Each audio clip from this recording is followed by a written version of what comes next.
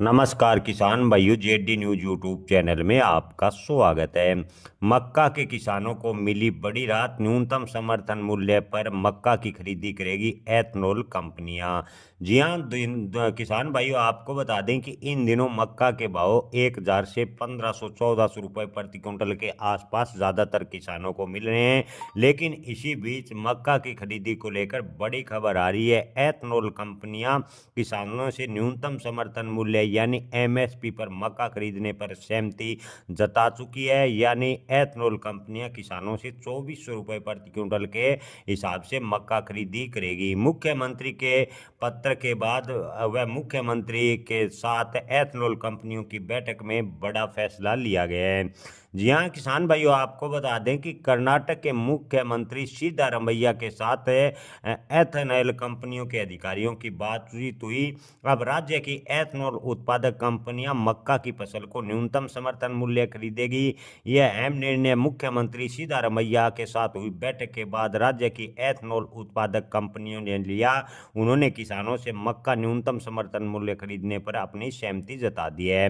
राज्य सरकार ने कंपनियों से किसानों को हो रहे भारी नुकसान को देखते हुए तुरंत मक्का खरीदे शुरू करने का आग्रह किया।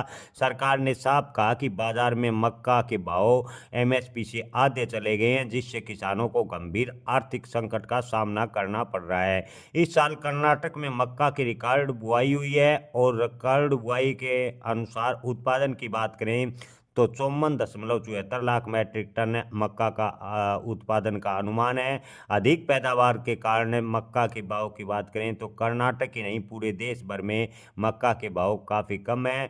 सरकार ने कंपनियों को भरोसा दिलाया है कि मक्का की खरीद प्रक्रिया के लिए जल्द ही दिशा निर्देश जारी किए जाएंगे ताकि किसानों को राहत मिल सके।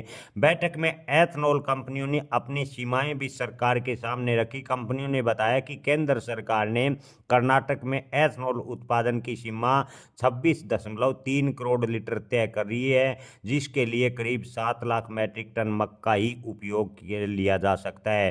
कंपनियों ने कहा कि उन्होंने केंद्र सरकार से सीमा बढ़ाकर कम से कम 100 करोड़ लीटर करने की मांग की थी, लेकिन केवल 26% की ही केंद्र सरकार ने अनुमति दी। ऐसे मुख्यमंत्री से कंपनियों ने कहा कि उन्हें 100 करोड़ लीटर एथनॉल उत्पादन करने की अनुमति दिलाने की अगर मुख्यमंत्री प्रयास करते हैं तो मक्का का न्यूनतम समर्थन मूल्य पर पूरी खरीदी एथनॉल कंपनी करने की पूरी कोशिश करेगी।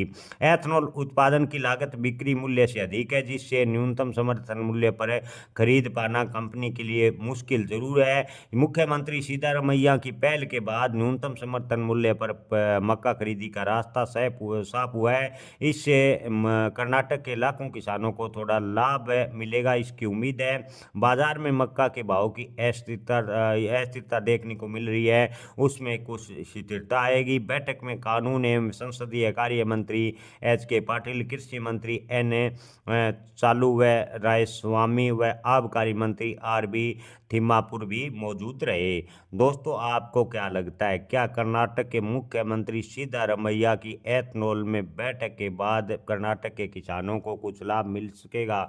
अगर इसी प्रकार सभी राज्य सरकारें एथनॉल कंपनियों के साथ बैठक करें, मक्का को न्यूनतम समर्थन मूल्य खरीदे पर किसानों को भाव दिलाने का प्रयास करती है तो मक्का के किसानों को थोड़ा फायदा हो सकता है। कमेंट में आप अपनी राय जरूर बताएं। जय किसान।